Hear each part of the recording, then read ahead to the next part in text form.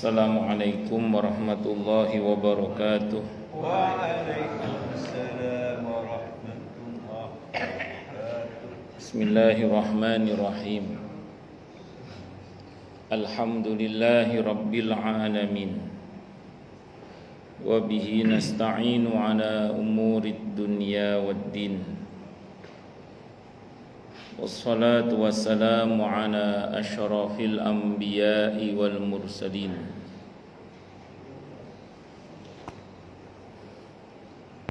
Sayyidina wa habibina wa syafi'ina wa qurrati a'yunina wa maulana Muhammadin wa ala alihi wa ashabihi wa dzurriyyatihi ajma'in, amma ba'du. Ashhadu an la ilaha illallah wa ashhadu anna Muhammadar Rasulullah wa ufawwidu amri ilallah. Innallaha basirum bil ibad. Hasbiyallahu la ilaha illa huwa alaihi tawakkaltu wa huwa rabbul arsyil azim. Qala Allah ta'ala fi kitabihil karim hikayatan an nabiyillahi Musa alaihi salam. Rabbi syrah li sadri wa yassir li amri wahlul 'uqdatam min lisani yafqahu qawli. Para alim, para asatid, para asatidah, para bapak dan ibu sekalian, hafizani wa hafizakumullah, bil khusus segenap pengurus Masjid Baitur Rahim Villa Taman Kartini, yang semoga pengurusnya dan jamaahnya selalu dalam naungan rahmat, barokah, perlindungan serta bimbingan Allah Subhanahu wa taala. Amin, Allahumma amin, insyaallah. Allahumma inna nas'aluka ilman nafi'a wa rizqan thayyiba wa amalan mutaqabbalah wa fatahallahu lana futuhal arifin. Allahumma inna na'udzubika min ilmin la yanfa' wa amalin la yurfa' wa qalbin la yakhsha' wa du'ain la yusma'. Allahumma ati anfusana taqwaha wa zakkiha anta khairu man zakkaha anta waliyuha wa maulaha. Amin, Allahumma amin, insyaallah. Masih melanjutkan kajian kita Sababun Nuzul, sekarang surah Al-Hasyr, surah ke-59, ayatnya ayat 1 sampai 5. Dalam satu riwayat dikemukakan bahwa surah Al-Anfal turun pada waktu perang Badar, sedangkan surah Al-Hasyr ini turun pada waktu perang Bani Nadir.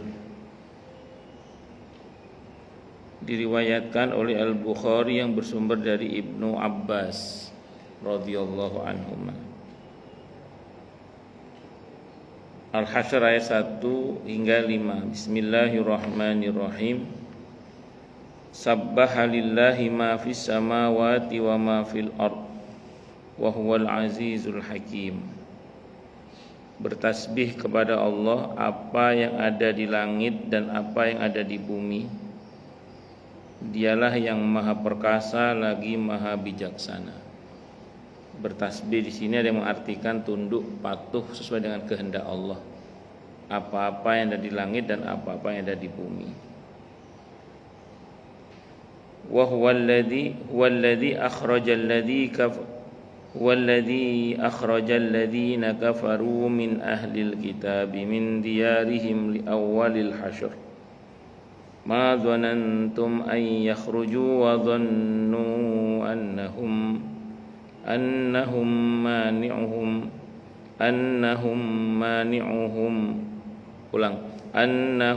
mani'atuhum husunuhum minallah husunuhum minallahi fa'atahumullahu min haitsu lam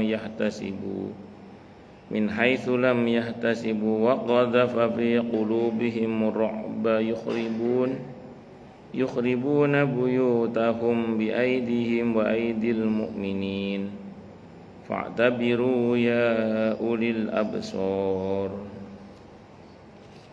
Dialah yang mengeluarkan orang-orang kafir di antara ahli kitab dari kampung-kampung mereka pada saat pengusiran kali yang pertama. Kamu tiada menyangka bahwa mereka akan keluar, dan mereka pun yakin bahwa benteng-benteng mereka akan dapat mempertahankan mereka dari siksaan Allah. Maka Allah mendatangkan kepada mereka hukuman dari arah yang tidak mereka sangka-sangka, dan Allah mencampakkan ketakutan ke dalam hati mereka. Mereka memusnahkan rumah-rumah mereka dengan tangan mereka sendiri dan tangan orang-orang yang beriman. Maka ambillah kejadian itu untuk menjadi pelajaran, hai orang-orang yang mempunyai pandangan. Jadi ini ceritanya memang terjadi pengkhianatan dari pihak Yahudi kepada kaum muslimin terutama. Di antaranya upaya mereka untuk membunuh Rasulullah Muhammad SAW. Nah, di Piagam Madinah itu ada tertulis wala udwana illa 'alal zalimin. Tidak ada permusuhan kecuali pada orang-orang yang zalim. Makanya di Madinah saat itu seseorang tidak akan dimusuhi karena agamanya, enggak. Mau muslim, mau Yahudi, mau Nasrani, mau Majusi, atau keyakinan-keyakinan yang lain, itu tidak ada yang diganggu. Nah, karena memang Piagam Madinah itu boleh dikata itu piagam yang menyatukan antara kaum muslimin dan orang-orang di luar Islam dalam kerukunan, dalam satu sistem pemerintahan yang disebut dengan pemerintahan Madinah itu. Nah, dalam hal ini orang-orang Yahudi berkhianat. Karena berkhianat disikat. Karena prinsipnya wala udwana illa 'alal zalimin. Jadi disikatnya bukan karena dia Yahudi, bukan. Tapi karena dia zalim. Jadi disikatnya bukan karena dia Yahudi, tapi karena dia zalim. Karena di masa Nabi kita Muhammad SAW pun kalau ada orang Islam yang zalim disikat juga soalnya. Sehingga masyhur dalam satu riwayat ketika ada seorang anak kepala suku yang beragama Islam mencuri itu. Kemudian karena ketahuan kan dia lari, terus barang curiannya ditaruh di rumah seorang Yahudi. Sehingga si Yahudi ini tertuduh mencuri dan dilaporkan kepada Nabi kita Muhammad SAW, dan beliau hampir akan memotong tangan si Yahudi ini karena ada bukti kan. Tapi malaikat Jibril datang dan mengatakan Muhammad bukan dia yang mencuri, tapi yang mencuri itu si fulan, anaknya kepala suku ini yang beragama Islam. Maka Nabi tidak jadi memotong tangan si Yahudi ini, terus dan ditangkap anaknya kepala suku yang muslim itu. Itu bapak-bapak mereka mendatangi Zaid bin Harisah radhiyallahu anhu agar merayu Nabi kita Muhammad SAW supaya tidak memotong tangan anaknya.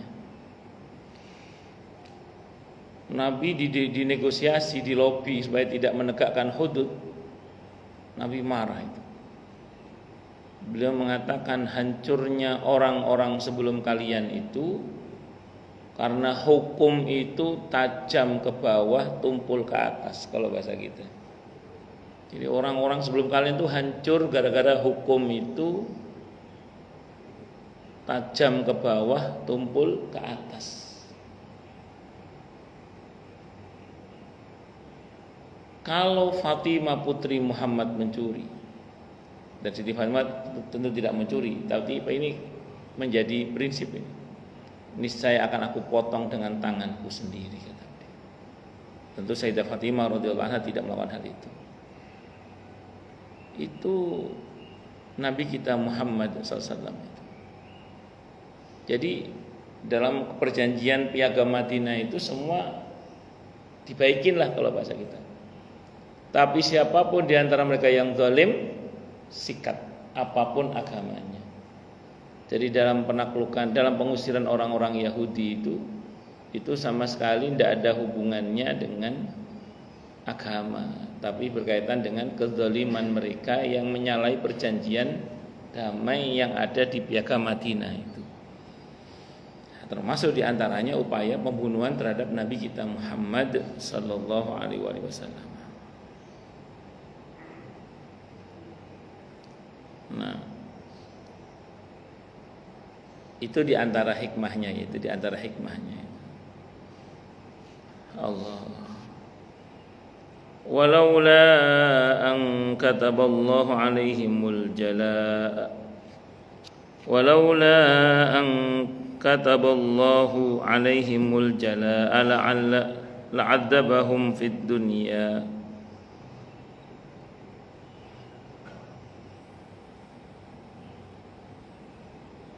walahum fil akhirati adzabun nar. Dan jikalau tidaklah karena Allah telah menetapkan pengusiran terhadap mereka, benar-benar Allah mengazab mereka di dunia, dan bagi mereka di akhirat azab neraka. Ya, kalau misalnya di dunia lolos, di akhirat pasti kena.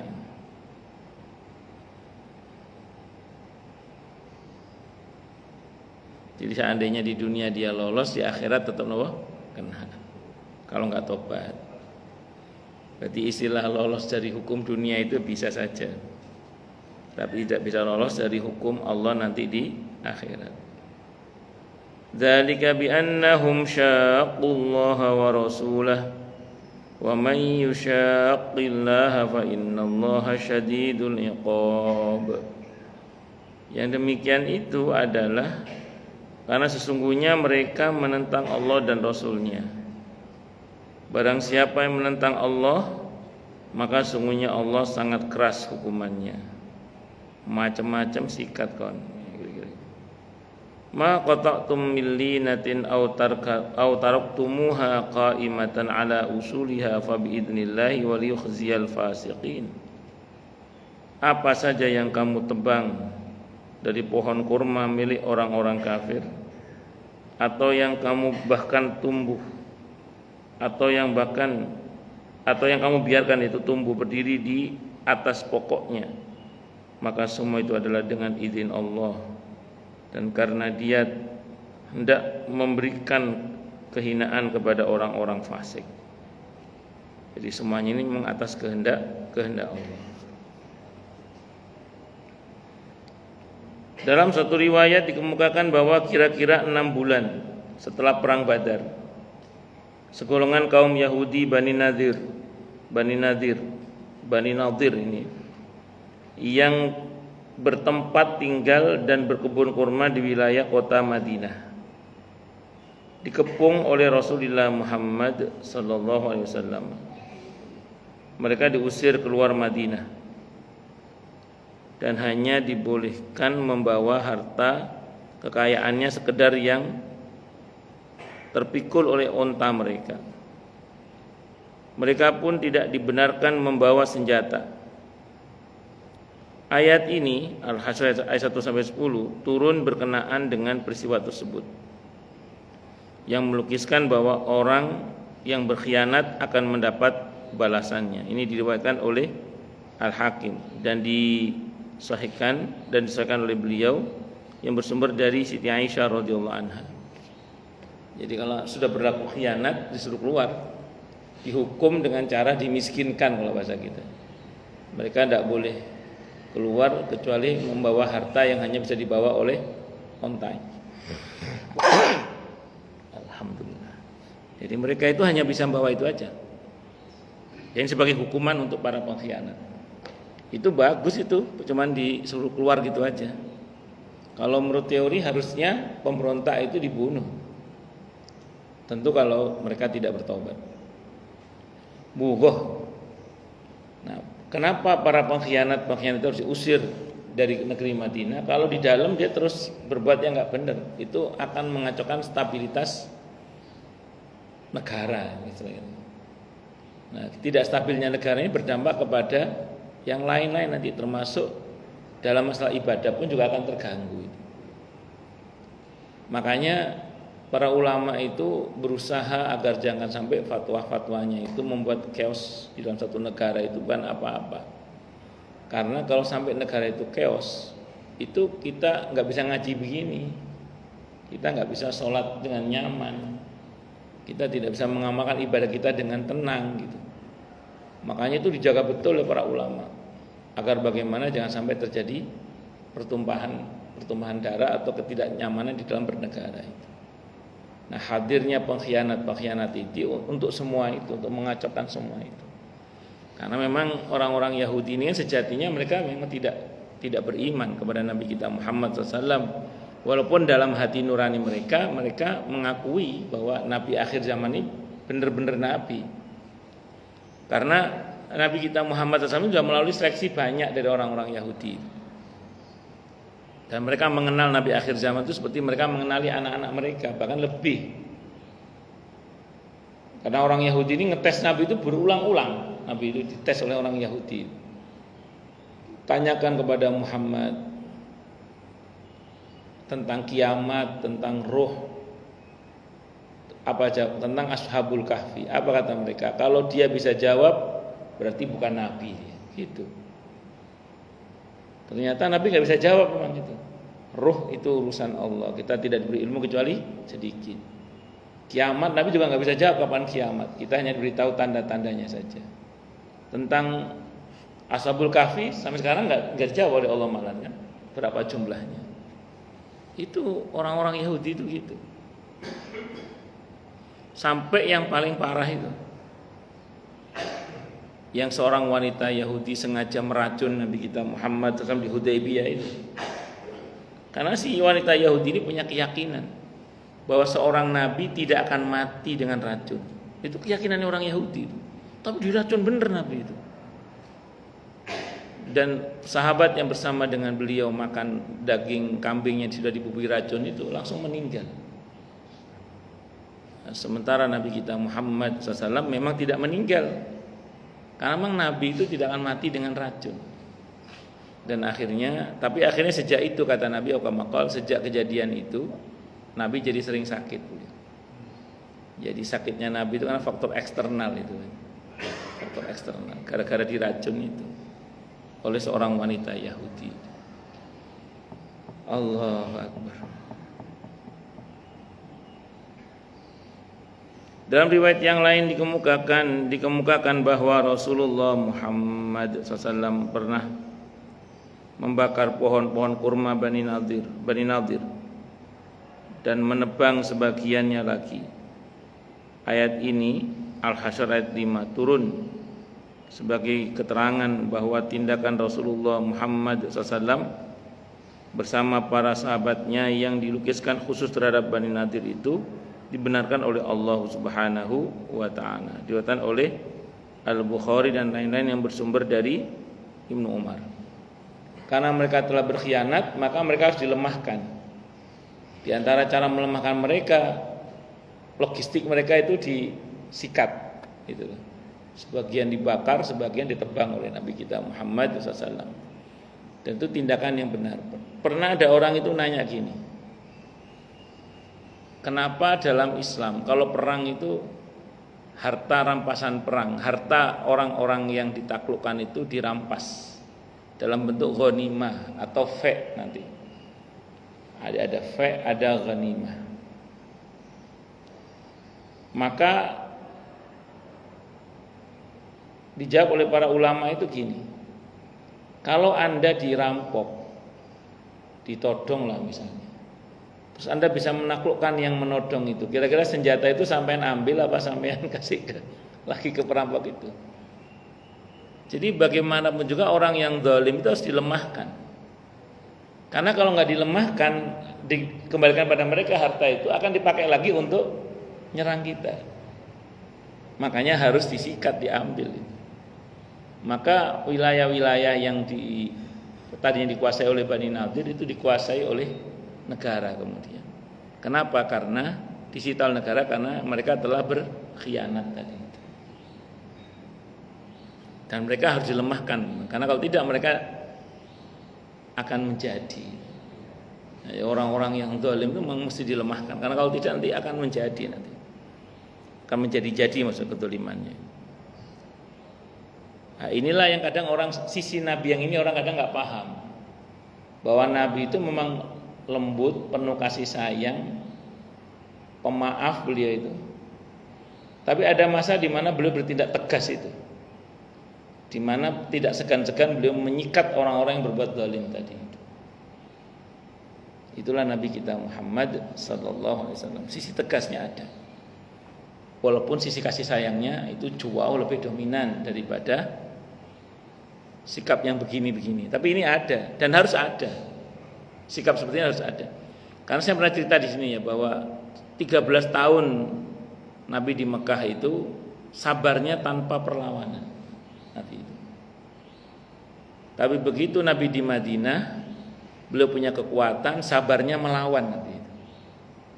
Jadi kalau di Mekah 13 tahun dizolimi dengan tingkat kezoliman yang sangat parah, itu Nabi tidak melawan sama sekali. Pertama karena memang tidak ada perintah melawan, yang kedua ya sabarnya bentuknya begitu, enggak punya kekuatan yang signifikan untuk melawan.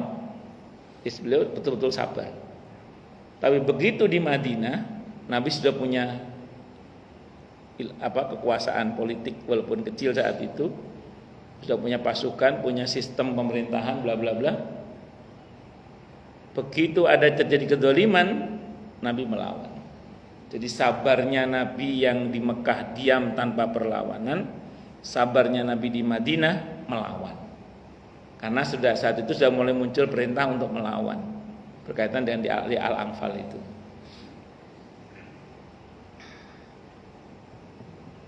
Jadi ada keadaan di mana kadang kita nggak bisa ngelawan memang. Ya sudah sabar, serahkan semuanya pada Allah. Tapi kalau kita punya power, yang zalim itu gebuk. Kalau bahasanya Pak Harto itu, saya gebuk nanti. Zamannya Pak Harto gitu. Pokoknya kalau yang macam-macam saya gebuk nanti kata Pak Harto. Allahu Akbar. Pak Harto, yang macan Asia asli. Jangan kemana-mana, nanti kemana-mana malah gak enak nanti. Balik. Enggak, saya cuma ngomong Pak Harto, saya ngomong Pak Harto. Jangan kemana-mana. Ini biasa mulut ini. Astagfirullah. Dalam riwayat lain dikemukakan bahwa Rasulullah Muhammad SAW pernah memberi izin menebang pohon-pohon kurma. Kita doakan semoga negara kita jadi negeri yang baldatun thayyibatun wa rabbun ghafur. Berharap baik terus sama Allah lah, nggak usah menduga-duga. Bahwa kadang ada tantangan untuk itu, terus kita berusaha terus berbaik sangka pada Allah. Mudah-mudahan keadaan kita diperbaiki oleh Allah. Amin Allahumma amin insyaallah. Ya kan hanya Allah yang berkuasa memperbaiki keadaan kita. Dalam riwayat yang lain dikemukakan bahwa Rasulullah Muhammad sallallahu alaihi wasallam pernah memberi izin menebang pohon-pohon kurma, tapi kemudian melarangnya dengan keras. Para sahabat menghadap Rasulullah SAW dan bertanya, ya Rasulullah, apakah kami ini berdosa karena telah menebang sebagian pohon kurma dan membiarkan sebagiannya lagi? Ayat ini turun berkenaan dengan peristiwa tersebut yang membenarkan tindakan mereka. Diriwayatkan oleh Abu Ya'la dengan sanad yang dhaif yang bersumber dari Jabir radhiyallahu anhu. Jadi kadang kan ini kan tindakan para sahabat untuk melemahkan orang-orang Yahudi saat itu dengan cara menebang logistik mereka, yaitu berupa pohon kurma dan macam-macam itu. Nabi melarangnya, tapi kemudian ayat ini turun membenarkan sikap para sahabat. Tadi kan kalau riwayat yang pertama kan Nabi, cuman yang kedua ini riwayatnya lemah. Nah, tapi intinya sama-sama dibenarkan oleh Al-Quran tindakannya sebagai tindakan untuk melemahkan musuh dengan cara menebang logistik mereka tadi itu. Nah, singkat cerita, kalau mau kita ambil hikmah dari kisah yang kedua ini, riwayat yang kedua ini, oh berarti kadang Nabi bisa salah dong. Jawabannya iya. Apalagi ini masalah dunia. Makasih Ustaz ya. Jazakallahu khairan. Kita doakan semoga segera harapan baiknya Ustaz Adi segera Allah ijabah dengan mudah, dengan mulia, dengan bahagia dan tanpa susah payah. Amin. Allahumma amin. Makasih Ustaz ya. Jazakallahu khairan.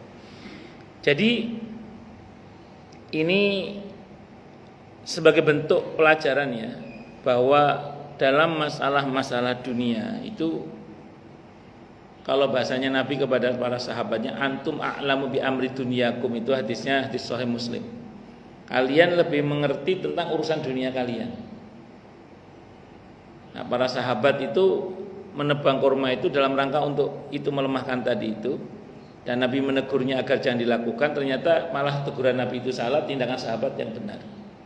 Dan itu harus pernah terjadi supaya satu, orang tahu Nabi itu bisa salah, dan yang kedua supaya Nabi tidak dituhankan, dan yang ketiga ujungnya kalaupun Nabi salah tetap benar gitu. Kenapa? Karena Allah langsung yang membenarkan. Dan yang kedua, atau para sahabat, melalui para sahabat hal itu dibenarkan. Pokoknya ujungnya benar kita aja Nabi itu ujungnya. Nah, sambil contoh yang lain gini misalnya. Nabi itu pernah dalam posisi di mana bingung mengambil posisi mau sholat, itu bingung mengambil posisi Persia atau Romawi. Kata Sayyidina Umar, kenapa tidak ambil posisi makom Ibrahim saja? Nah, terus turun ayat wattakhidhu mim maqami Ibrahim musalla. Maka akhirnya kemudian beliau ambil posisi di makom Ibrahim itu. Nah, itu membenarkan pendapatnya Sayyidina Umar untuk meluruskan kebingungan Nabi saat itu. Tapi ujungnya benar gitu ujungnya. Dan saya ulang, Allah buat drama begitu itu supaya nabinya tidak dituhankan, terasa sisi kemanusiaannya gitu loh. Bahwa Nabi sebagai manusia tetap bisa salah, tapi Nabi itu tetap maksum, artinya salahnya ujungnya benar gitu loh maksudnya. Dan tidak ada kesalahan Nabi yang tidak akhirnya benar. Kenapa? Karena memang Allah menyengaja hal itu terjadi supaya kemudian tidak dituhankan nabinya itu, dan supaya nanti orang tahu bahwa Nabi ini betul-betul maksum karena ujungnya pasti benar gitu. Ujungnya pasti apa? Benar gitu. Nah, itu nanti berkaitan dengan yang lain-lain juga. Asal tidak ada wahyu ya. Kalau ada wahyu yang turun, maka semua tadi itu enggak berlaku, karena Nabi pasti bertindak sesuai dengan arahan wahyu itu. Sambil contoh yang satu lagi deh misalnya. Di dalam perang Uhud itu kan musyawarah itu. Musyawarah. Dalam musyawarah itu diputuskan perang dalam kota atau luar kota dipilih oleh anak-anak muda perang luar kota. Dijemput keluar kota berarti. Nabi mentaati hasil musyawarah itu. Selama tidak ada wahyu ya. Nabi mentaati hasil musyawarah itu. Beberapa sahabat senior menemui Nabi kita Muhammad SAW, selalu kami ikut Anda. Kita perang dalam kota saja. Pantang seorang Nabi melepas kembali baju perangnya sudah dipakai, kata beliau. Beliau nggak mau mengkhianat. Beliau tidak mau membatalkan hasil musyawarah, hasil rapat. Beliau mentaati hasil rapat itu. Ini kan pelajaran buat kita bahwa kita tidak boleh membatalkan hasil rapat kecuali dengan rapat juga. Jadi nggak boleh hasil rapat semalam, rapat DKM begini-begini, besok Pak Samsudin nggak setuju, batal, nggak bisa. Kalau mau membatalkan hasil rapat semalam, rapat lagi harus. Itu begitu. Dan ternyata pilihan para sahabat itu nggak mulus gitu loh. Nabi sempat menang di awalnya, tapi belakangan akhirnya kalah. Ya imbang lah. Dan Allah menyatakan watilkal ayyamu nudawiluha bainan nas. Itulah hari-hari di mana kemenangan dan kejatuhan itu dipergilirkan. Jadi kalau bahasa Qur'annya di Ali Imran 140 itu kan Allah gini kurang lebih gini intinya. Sebagaimana kemarin mereka kalah, mendapati luka, sekarang ya kamulah bagiannya. Jadi Nabi itu harus pernah kalah juga gitu. Jadi Nabi harus pernah kalah juga. Bahkan Nabi terluka, Nabi harus pernah itu. Supaya apa? Supaya tahu, oh ini jangan dituhankan. Bahwa kita memuliakan beliau kita harus memuliakan Nabi kita Muhammad SAW. Tapi menuhankan jangan. Dan Nabi senang dengan semua itu. Kenapa? Karena beliau tidak merasa canggung karena beliau itu diutus oleh Allah di periode yang sangat traumatik, mengingat Nabi sebelum beliau persis itu dituhankan, yaitu Nabi Isa alaihissalam. Maka beliau itu di dalam periode yang sangat traumatik. Nah, Nabi itu seneng dituduh seperti seorang hamba makannya. Nabi itu ya pernah sakit, ya pernah ditipu, pernah macam-macam Nabi itu. Pokoknya ayam manusia, umumnya manusia. Itulah Nabi kita Muhammad sallallahu alaihi wasallam. Dalam riwayat yang lain dikemukakan ketika Rasulullah Muhammad sallallahu alaihi wasallam sampai ke tempat Bani Nadir, mereka telah bersembunyi dalam benteng. Rasulullah Muhammad SAW memerintahkan menebang pohon-pohon kurma dan membakarnya sehingga berasap. Bani Nadir berteriak-teriak memanggil Rasulullah Muhammad SAW. Muhammad, engkau telah melarang membuat kerusakan di bumi dan mencela orang yang membuat kerusakan. Akan tapi mengapa engkau menebang pohon kurma dan membakarnya? Ayat ini Al-Hasyr 5 turun berkenaan dengan peristiwa tersebut yang membenarkan Rasulullah SAW untuk memusnahkan kaum yang fasik itu. Diriwayatkan oleh Ibnu Ishaq yang bersumber dari Yazid bin Ruman. Diriwayatkan pula oleh Ibnu Jarir yang bersumber dari Qatadah dan Mujahid. Nah, jadi ibarat tikus itu dia masuk ke lubang tikus nggak keluar-keluar, dinyalakan asap supaya dia keserpaan dan keluar, kira-kira gitu. Nah, itu teknik menaklukkan orang yang saat itu berada di benteng mereka yang dikenal kokoh itu. Ya, jadi singkat kata singkat cerita ya akhirnya mereka takluk. Bani Nadir akhirnya apa? Takluk. Wallahu a'lam bishawab. Ini Al-Hasyr ayat 1 sampai 5. Berikutnya Al-Hasyr ayat 9. Saya baca jadi karena ini dikit ini. Walladzina tabawwa'ud dara wal imana min qablihim walladzina tabawwa'ud dara wal imana min qablihim yuhibbuna man hajara ilaihim wala yajiduna fi sudurihim hajatan mimma utu wa yu'thiruna ala anfusihim walau kana bihim khasasah wa may yuqa shuhha nafsihi fa ulaika humul muflihun.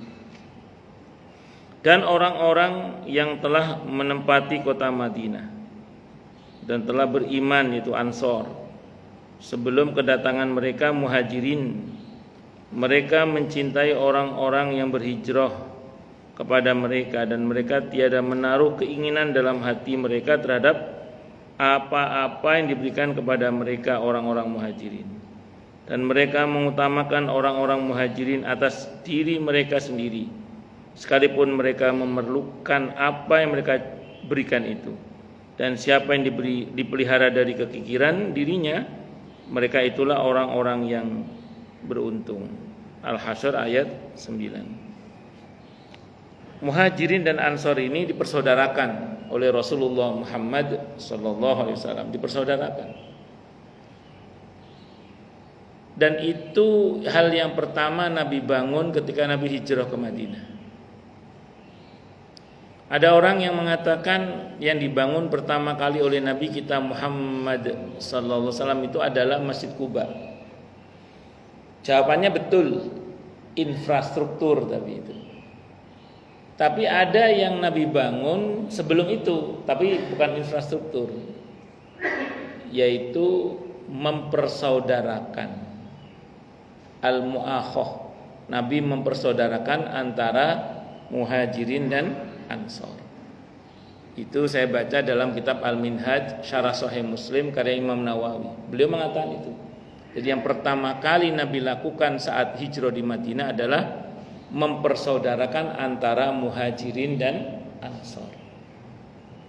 Dan ini menjadi asas tumbuh kembang dakwah Nabi kita Muhammad SAW, yaitu mempersaudarakan. Makanya kalau muslimin lemah dalam masalah ini, maka lemah pula lah dakwah kaum muslimin itu. Tapi kalau dalam masalah ini muslimin kuat, maka kuatlah dakwah kaum muslimin itu. Makanya kalau sampai kita berhasil berukhuwah, damai gitu. Tapi kalau tidak bisa berukhuwah, repot. Nah, bahkan ada dua suku, namanya suku Aus dan Khazraj. Itu berabad-abad perang. Mereka berabad-abad perang. Begitu masuk Islam, mereka bersaudara. Karena saking kuatnya keinginan Nabi itu untuk mempersaudarakan, sampai mereka yang perang berabad-abad pun jadi bersaudara. Makanya kalau kita belajar dari sini berarti apa? Harusnya kalau kita ini belajar agama ini dengan baik dan benar, harusnya kita punya kekuatan untuk bersaudara dan punya semangat untuk bersaudara. Kok ada orang setelah belajar agama kok semangatnya gelut, berantem dengan sesama muslim, senengannya gelut mbek padha Islami. Ya, berarti saya mohon maaf, ini ada yang salah mungkin yang dia pelajari. Karena saya pernah dapat pertanyaan dari seseorang itu gini, Ustadz, di alumni kami sebelum belajar agama itu baik-baik saja Ustadz. Begitu belajar agama berantem Ustadz, sampai pecah jadi dua kubu katanya. Saya bilang ya ada dua kemungkinan dengan itu. Pertama salah guru, yang kedua salah paham. Kenapa saya bilang salah guru? Karena dulu gurunya Nabi kita Muhammad SAW orang malah bersaudara tuh. Kok sekarang belajar malah berantem, berarti mungkin salah guru satu. Atau gurunya bener, muridnya yang salah paham. Karena ada beberapa murid itu yang lebih galak dari ustadznya itu ya ada. Jadi lebih kaku dari ustadznya, lebih strength dari ustadznya. Itu ya ada. Sehingga yang terjadi apa kemudian? Alih-alih mereka akur, malah berantem. Karena terlalu semangat itu. Terlalu semangat itu. Nah, dalam Islam itu kita ini diperintah untuk bersaudara, itu asas di dalam membangun dakwah. Pertama ya al-ukhuwah al-islamiyah, persaudaraan dengan sesama muslim. Yang kedua yang Nabi membangun adalah kerjasama dengan orang-orang di luar Islam. Nanti jangan baca Piagam Madinah itu ada kata-kata hendaklah Yahudi, Nasrani, Muslimin, Yahudi itu saling bekerja sama dalam membangun kota Madinah itu. Nah, padahal perkara muamalah kita boleh, tidak ada masalah. Karena dalam masalah muamalah tidak dibatasi oleh agama. Tapi masalah ibadah, masalah akidah kita tegas mengatakan lakum dinukum waliyadin. Itu prinsipnya itu. Nah, orang-orang Muhajirin dan Ansor ini dipersaudarakan oleh Nabi kita Muhammad SAW. Bahkan sampai orang-orang Ansor itu rela apa yang menjadi kebutuhannya itu diambil oleh orang-orang Muhajirin, karena saking cintanya mereka secara tulus dengan saudara-saudara Muhajirin. Dan nanti Muhajirin juga sangat mencintai Ansor dalam hal ini. Saking dekatnya ikatan persaudaraan mereka seiman ini, hampir-hampir saja seorang teman itu mendapatkan warisan dari temannya itu, saking dekatnya hubungannya itu. Tapi nggak jadi, dibatasi oleh Allah kepada ahli waris dari kerabatnya saja. Itu seperti itu. Allahu Akbar.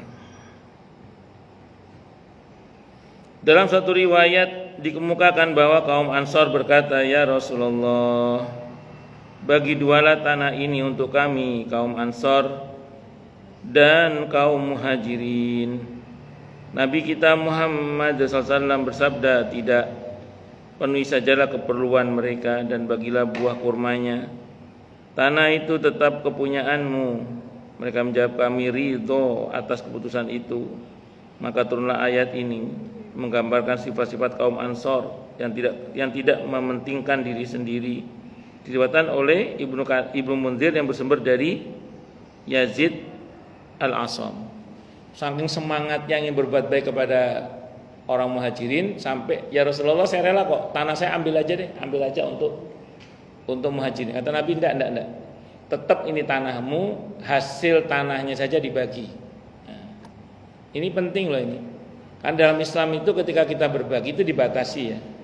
Kalau kepada orang lain dibatasi maksimal sepertiga total harta. Kalau dibagi dua kan separuh itu berarti.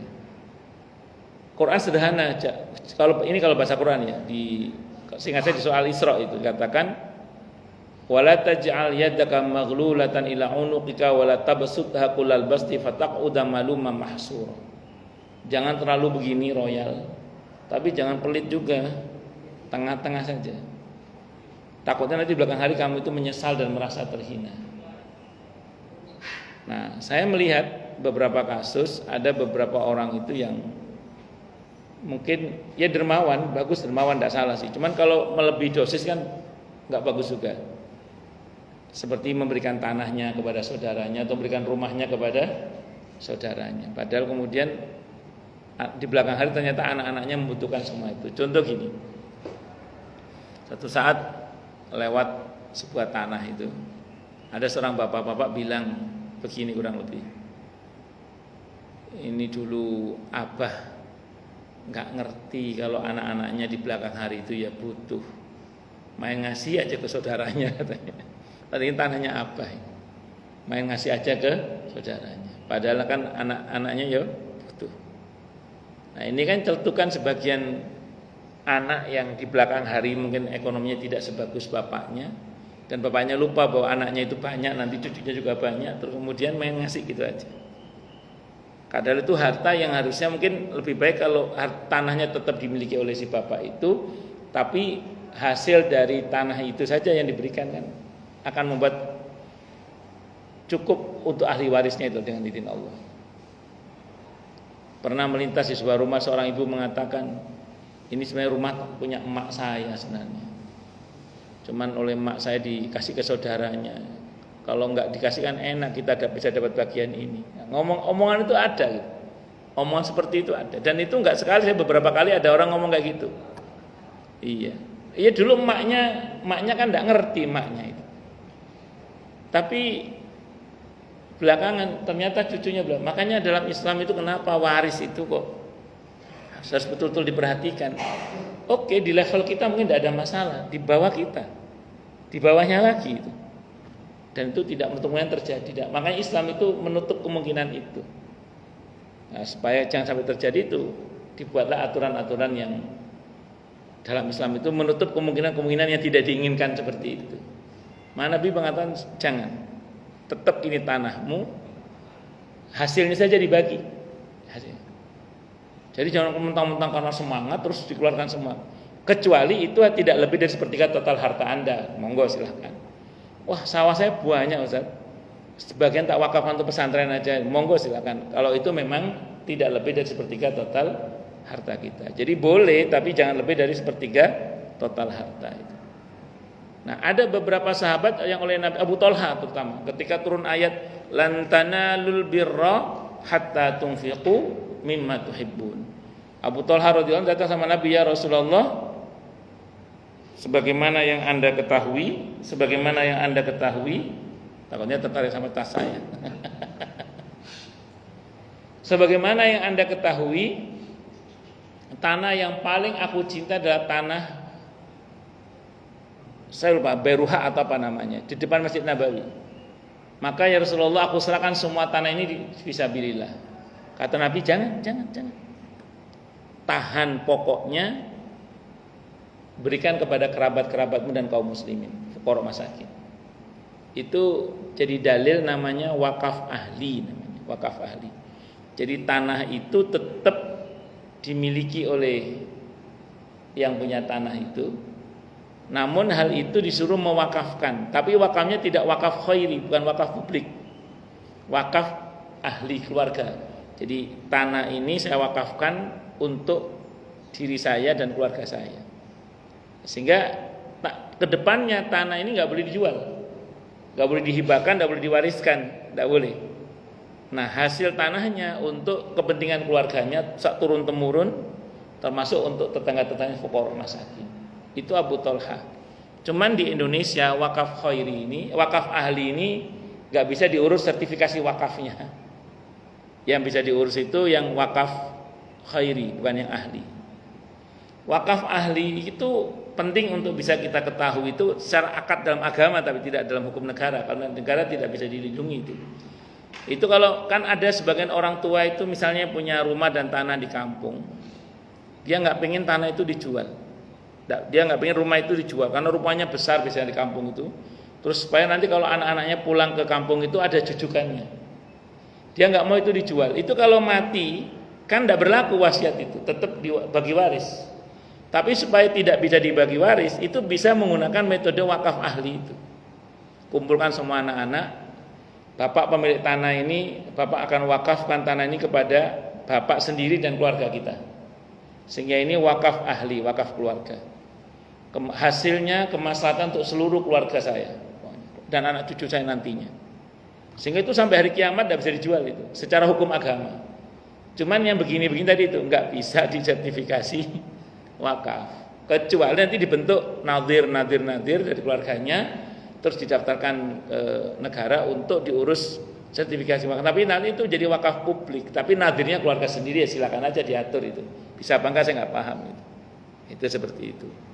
Nah, karena kalau nggak di suratnya nggak diurus kan ngerinya nanti di belakang hari ada cucunya yang kesengsem untuk apa bisa dijual dan seterusnya. Ya dan macam-macam. Ya, banyak kan kuburan yang dijual itu gara-gara ahli warisnya yang belakang-belakang mantenan Mbah Kubian wakaf tanah pinggir jalan kayak kuburan. Pas banget nggak diurus surat-suratnya, dijual sama cucunya kuburannya. Sehingga tetap jadi kuburan sih, cuman yang ngubur situ harus bayar berapa gitu macam-macam. Yang tidak sepatutnya misalnya. Ya itu terjadi itu. Allahu Akbar. Dan masih banyak lagi lah yang lain-lainnya, wallahu a'lam. Ya monggo silakan yang mau tanya, protes, marah boleh silakan. Ya monggo Pak Nur Fatah.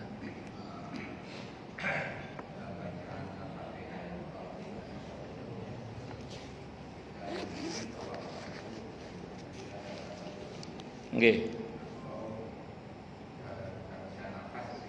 Nggih.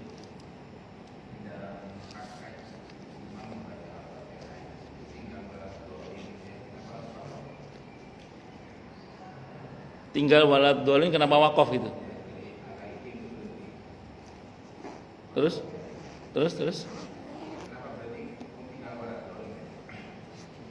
itu wakaf apa enggak itu Pak? Di situ di Al-Fatihah itu wakaf, ada wakafnya? Oh enggak ada, ya berarti bukan wakaf kan? Wah itu berarti tanyakan sama imamnya aja itu Pak. Karena dalam mazhab Syafi'i itu kalau kita baca bagian akhir itu kan gini, ihdinas siratal mustaqim siratal ladzina an'amta 'alaihim ghairil maghdubi 'alaihim waladdallin. 14 itu. Enggak wakaf itu. Jadi kalau ada yang gini, ghairil maghdubi 'alaihim siratal ladzina an'amta 'alaihim ghairil maghdubi 'alaihim waladdallin. Itu kalau dalam mazhab Syafi'i enggak benar itu. Yang betul dalam mazhab Syafi'i dari siratal sampai waladdallin itu satu itu. Siratal ladzina an'amta 'alaihim ghairil maghdubi 'alaihim waladdallin. Itu dalam mazhab Syafi'i itu. Dan apalagi di situ. Apalagi di situ wong diputus tengah aja enggak boleh dalam mazhab Syafi'i. Kalau imam ya. Jadi dari siratal ladzina an'amta 'alaihim ghairil maghdubi 'alaihim waladdallin. Itu satu dalam mazhab Syafi'i. Di sini enggak boleh. Ghairil maghdub siratal ladzina an'amta 'alaihim ghairil, itu aja enggak boleh. Apalagi Bapak di ujung banget itu. Tinggal tiba-tiba waladdallin itu wakaf ya tidak benar, dan secara pemaknaan itu bisa ibarat titik komanya bisa salah itu, karena itu ataf lanjutan itu. Nah, ya secara hukum fikih insya Allah sih tetap sah karena itu Fatihah semua, cuman kan secara tajwid menjadi tidak tepat secara tajwid. Makanya kalau dalam mazhab Syafi'i yang saya pahami ya, dalam mazhab Syafi'i itu dari siratal ladzina an'amta 'alaihim ghairil maghdubi 'alaihim waladdallin. itu satu. Jadi tidak boleh dipotong jadi dua, tidak boleh. Apalagi dipotong belakangan. No? Nafasnya nggak kuat berarti ngulangi dari depannya lagi. Contoh, Siratal ladzina an'amta 'alaihim ghairil maghdubi 'alaihim waladdallin. Jadi ngulangi dari ghairil, ngulanginya jangan langsung belakangan, jangan langsung belakangnya, jangan.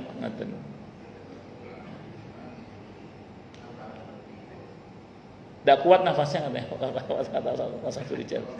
Memang Pak Ustaz, anak saya di Autori itu belajarnya begitu Ustaz. Jadi dia berhenti karena balik lagi. Balik lagi kan? Nah itu betul kalau balik lagi. Begini, kalau balik lagi betul kalau balik lagi. Bukan ada tanda wakaf atau tidak. Tapi kaitannya dengan apa Ustaz? Dan anak-anak termasuk imam ya. Nah, senangnya. Tapi tidak berarti menjadi tidak boleh gitu. Jadi maksudnya gitu. Sehingga yang boleh nafasnya bagus sampai akhir. Nah, bagus. Jadi kita saya ulang ya, dalam mazhab Syafi'i yang saya pahami dari Siratal ladzina an'amta 'alaihim ghairil maghdubi 'alaihim waladdallin. 14. Tadi enggak kuat kan? Saya contohkan. Siratal ladzina an'amta 'alaihim ghairil maghdubi 'alaihim. Ulang, ghairil maghdubi 'alaihim waladdallin. Amin. Yang enggak benar lagi, ini versi tajwid ya, versi yang mazhab Syafi'i. Siratal ladzina an'amta 'alaihim ghairil maghdubi Siratal ladzina an'amta 'alaihim ghairil maghdubi 'alaihim waladdallin. Itu kalau versi mazhab Syafi'i dianggap salah itu. Karena membelah dua. Nah, yang betul bablas, atau kalau nggak kuat kembali ke sebelumnya. Nah, itu rumusnya itu. Jadi kalau nggak kuat kembali ke sebelumnya. Jadi saya ulang tadi, siratal ladzina an'amta 'alaihim ghairil maghdubi 'alaihim waladdallin. Itu harusnya gitu harusnya. Mohon maaf kaitannya dengan tidak benar. Apakah membatalkan? Bagus. Jadi prinsipnya tadi beberapa sering saya mendengar juga berhenti di malam-malamnya. Apa namanya? Di awalnya itu. Seperti berhenti gitu kan. Mungkin beberapa kali. Baik, jawabannya adalah tidak batal insyaallah.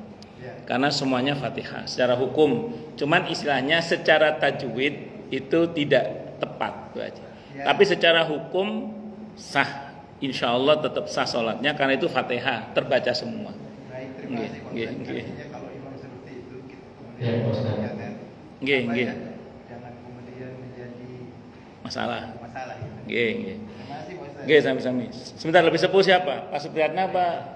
Lebih sepuh.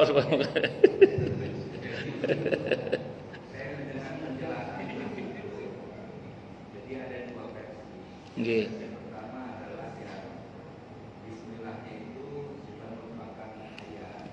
Ya. Yang kedua yang merupakan Ya. ayat, maka Langsung 14, betul. Ya. kalau tidak merupakan ayat, maka Betul, tidak salah. Itulah kenapa saya bilang dalam madhab Syafi'i itu bismillah termasuk, makanya 14. Tapi kalau dalam madhab Hanafi misalnya, atau dalam madhab Maliki apalagi, itu bisa diputus memang. Siratal ladzina an'amta 'alaihim ghairil maghdubi 'alaihim waladdallin. Bisa. Nah, kalau madhab Syafi'i 14, tidak kuat tidak apa-apa, ulangi lagi gitu. Boleh, tidak ada masalah. Tapi saya ulang secara hukum sah, tidak ada masalah. Wallahu a'lam bisawab. Jangan, kalau di fikih itu gini. Tapi yang saya baca di fikih yang sudah al-mausu'ah, yang sudah dilebarkan pembahasannya, bukan yang masih saklek dasar ya. Itu orang yang baca Fatihahnya pating beleguk saja. Yang pating beleguk itu yang bacanya kurang jelas gitu. Tapi orang makmum tahu ini Fatihah. Itu secara fikih masih sah. Secara fikih. Saya pernah bermakmum pada seorang imam yang ya rupanya dia memang imam setempat. Nun sewu bacaan Qur'annya itu kurang bagus gitu. Tapi saya sebagai makmum tahu ini Fatihah. Saya tahu ini Fatihah. Nah, karena saya tahu ini Fatihah, ya sudah saya bermakmum tetap sama beliau dan itu tetap sah, nggak ada masalah. Oh, yang penting belagu aja sah, apalagi yang cuman perkara memutus wakaf. Yang saya tahu memutus wakaf itu wakaf di bukan tempatnya wakaf selama Qur'annya dibaca utuh untuk Fatihah terutama, insya Allah tetap sah, tidak ada masalah. Wallahu a'lam bishawab. Nggih, monggo silakan. Ini Ustaz. Memang ada dua imam, ada yang wakaf secara wakaf dan ta'lim, ada yang wakaf. Kalau kita lihat dalam tanda wakaf itu kan ada la, ada berwakaf. Tapi la itu di arah mana juga ada la juga, arah mana wahid. Tapi tetap orang berhenti. Jadi ada kan ada tanda la, ada wakaf. Nah, kemudian saya kira saya pendapat dengan Pak itu yang apa itu ada yang 6 ayat, 7 ayat. Tapi ada juga ulama yang membolehkan untuk tanafus bagi orang imam yang nafasnya kurang bagus itu ya bisa aja seperti situ nanti. Kemudian juga ada yang kalau berarti di situ surah Al-Qur'an nanti ada juga menggunakan alaihim ghairil maghdubi alaihim waladdallin. Jadi surah Al-Qur'an nanti dia berarti nafas. Ya, terus alaihim ghairil maghdubi alaihim waladdallin. Iya. Kemudian yang kedua yang wakaf ini maksud dari wakaf laporan. Ini wakafnya harta, kan tidak boleh dijual, tidak boleh diwariskan. Nah itu apa terus? Ketika ada kepentingan yang sangat umum untuk jalan apakah boleh dijual? Tapi diberikan lagi tanah untuk wakaf gitu. Oh, baik. Bismillahirrahmanirrahim. Persoalan wakaf di dalam Al-Quran itu, kalau aslinya mushaf Al-Quran itu tidak ada tanda wakafnya. Saya ulang ya, aslinya Al-Quran yang ditulis di masa Gedhe Sahabat itu nggak ada tanda wakafnya.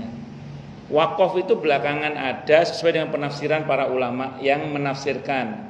Makanya kadang wakaf versi cetakan Kudus sama cetakan Madinah misalnya, sama cetakan mana lagi Maroko itu bisa berbeda wakafnya. Kenapa? Karena rujukan tafsirnya berbeda. Nah, dalam teori ilmu tajwid mengulang seperti ghairil maghdubi alaihim waladdallin boleh tidak ada masalah secara tajwid. Tapi secara pemaknaan memang kurang pas. Kalau mau pas dari ghairil maghdubi alaihim waladdallin. Nah, mengenai wakaf tadi sependek yang saya ngaji ya. Sebenarnya saya ngaji itu enggak fatal. Jadi enggak sampai kemudian batal lah. Yang sampai fatal itu memang, tapi ini fikih dasar ya. Ketika kita baca Fatihah, iyyaka na'budu wa iyyaka nasta'in, itu enggak ditekan. Itu kalau fikih dasar batal itu sudah, enggak boleh itu. Sama dengan salam itu, kita salam ke kanan itu kan yang betul assalamualaikum warahmatullah. Ada imam itu gini, assalamualaikum. Itu hilang alnya itu. Itu kalau di fikih batal itu. Kenapa? Karena al di situ harus ada.